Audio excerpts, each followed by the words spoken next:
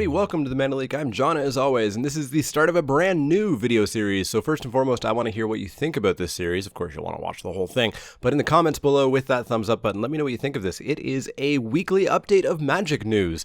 I will be doing a quick video, probably 5 to 10 minutes, depending on how much news there is every week about Magic news, stuff that happened.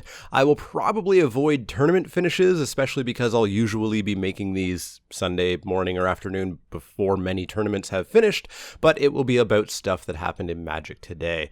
So let me know what you think of this. Let me know your opinions on the news stories if you want to see this series continue in the comments below.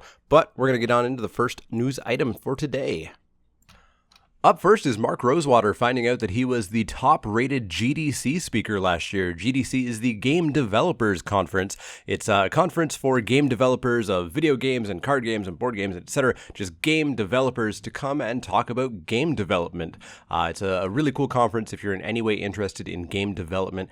And Mark Rosewater gave a speech last year called 20 Years, 20 Lessons, where he talked about 20 different lessons that he learned over the 20 years that he's been the developer for Magic the Gathering.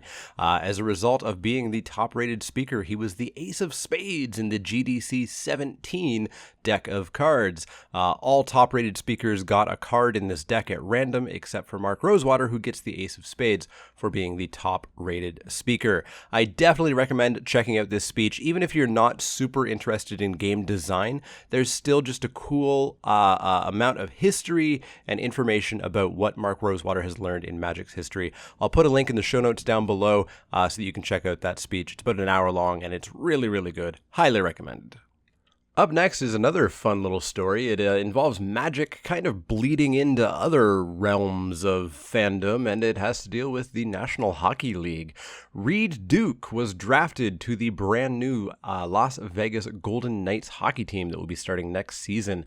Who's Reed Duke? Reed Duke, of course, is a famous Magic player. He's done very well. He's often considered one of the nicest guys in Magic, and he's not the Reed Duke that was actually drafted to the Golden Knights. They just happened to share the name.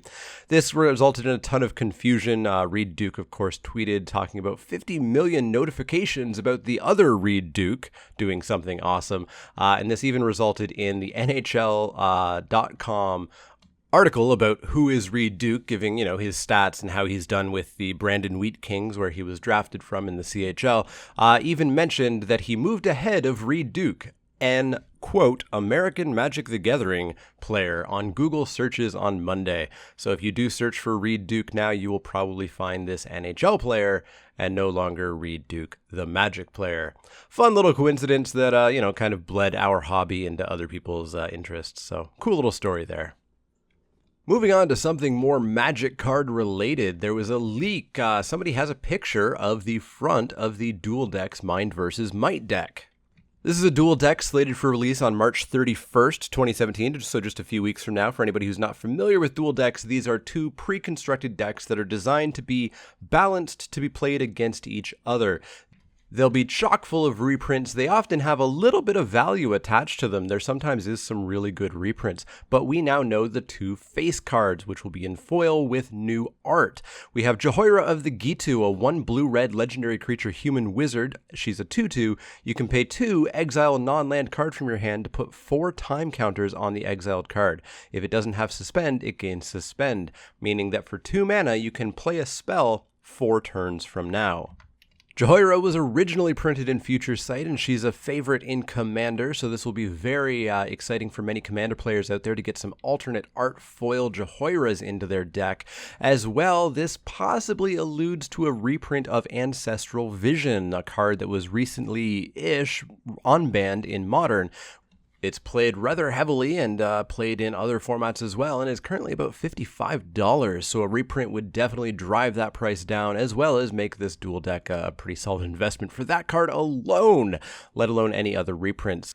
The other face card oddly got people extremely excited, for a little bit at least. That is Lovisa Cold Eyes. She is a 3 red legendary creature human. She's a 3/3, and each creature that's a barbarian, a warrior, or a berserker gets +2/+2 and has haste.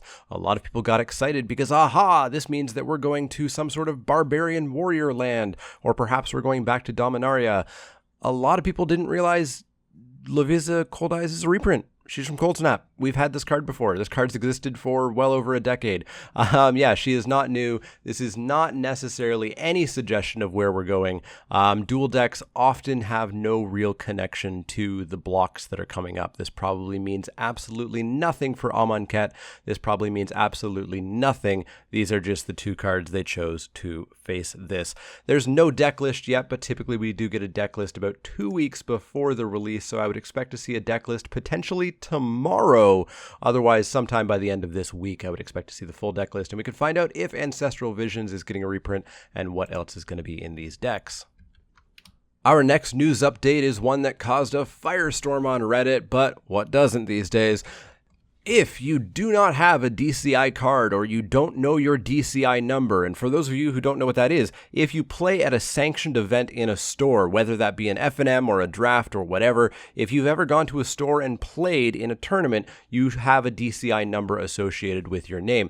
This DCI number allows you to track your wins, your losses, all of your tournament history. If you play enough, you can potentially win buys for tournaments and stuff like that, like Grand Prix.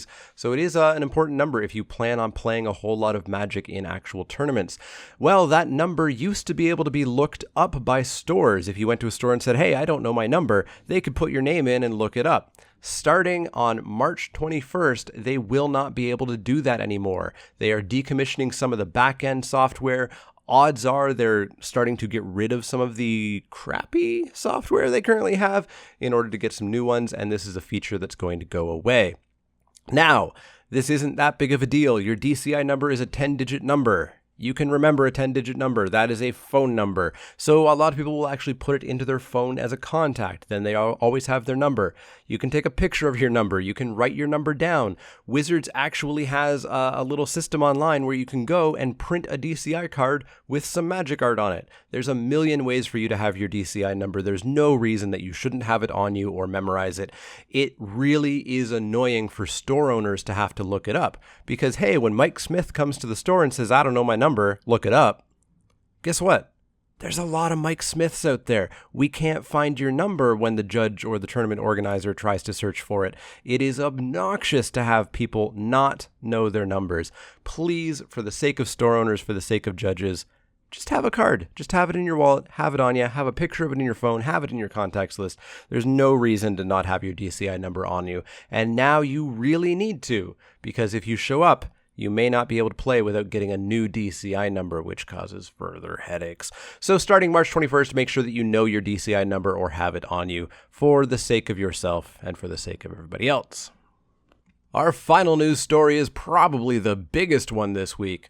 All Grand Prix in 2018. I believe somebody's going to yell at me for this. I believe the technical plural is Grands Prix, but I don't care. Grand Prix. All Grand Prix in 2018 and beyond will be run by Channel Fireball events.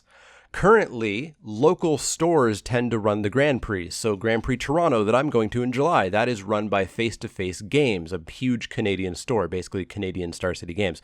Star City runs a couple of GPs here and there. Channel Fireball already currently runs some GPs here and there. But in 2018, Channel Fireball events will run every single one.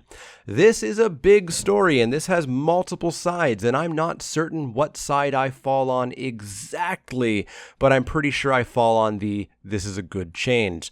Channel Fireball GPs have typically been flat out the best GPs ever. The coverage is amazing, the side events are great, the prize walls are great. Channel Fireball does amazingly good work with the Grand Prix. So I don't really see a big deal for that. A lot of people have complained saying, well, now they have a monopoly. So now they can just charge more and do less and nobody can stop them. That's not true. If they do that, they will tank their reputation and Wizards will say, well, we're going to go with somebody else for 2019 or for 2020, for whenever. So don't expect that to happen. That is a very pessimistic way of looking at a company running things. No company worth their salt is going to tank their name just because they have a monopoly that another company controls. Channel Fireball doesn't even control this monopoly. Secondly, Star City Games is the only company that runs the Star City Games Tour. I've never heard anybody suggest that Star City Games is charging more and tanking their quality because nobody else runs an SCG tour. So the idea of Channel Fireball being the only ones running GPs being a problem, I don't see that, because Star City Games Tours will still be there as a competitor. So I don't see too many big problems here. Now, yes, Channel Fireball events have typically been the most expensive so far, but GPs everywhere have been raising their prices. Most GPs are the same prices, even though they have gone up considerably, so I don't see a big problem there. Now, there are some problems. Will Channel Fireball use the same judges event by event, meaning that the judge GP circuit becomes incredibly inbred? Potentially. And it already is a little bit inbred, but I'm not going to get into judge issues here. But yeah, there are some problems, there are some downsides, there are some upsides. Ultimately, I think it could be a good change, and I think by the end of 2018, we won't even care that all GPs are run by Channel Fireball. But I definitely do see some problems, and I can understand some people's hesitancy about it. But I would say, give them a chance. Their GPs are fantastic. So that's going to wrap it up for Magic News this week. As I said, I want to hear what you think about this series. Do you want to see it continue? Do you want more stories, less stories? I can't typically control that. This week had some fun ones, some more important ones like the GP announcement. Do you want to see more fun stories like the Reed Duke story, the GDC speech story, etc.? What do you want to see in these? Let me know in the comments below, as well as let me know what you think about these stories. Are you excited to see Reed Duke play for the Golden Knights? I'm a bad Canadian hockey fan. I wasn't aware the Golden Knights were a team that was starting, but let's ignore that so I don't lose my Canadian citizenship. Yeah, let me know what you want to hear in the comments down below. Let me know what you think about these stories. As always, if you have any questions, comments, or suggestions, you can find me on Twitter at the Man of Leek. That's Leek, like the vegetable. I don't know where that G came from, not the card. You can also find me at facebook.com/themanofleek, twitch.tv/themanofleek, and patreon.com/themanofleek. If you have any questions, comments, or suggestions, let me know. Otherwise, I will see you all next time.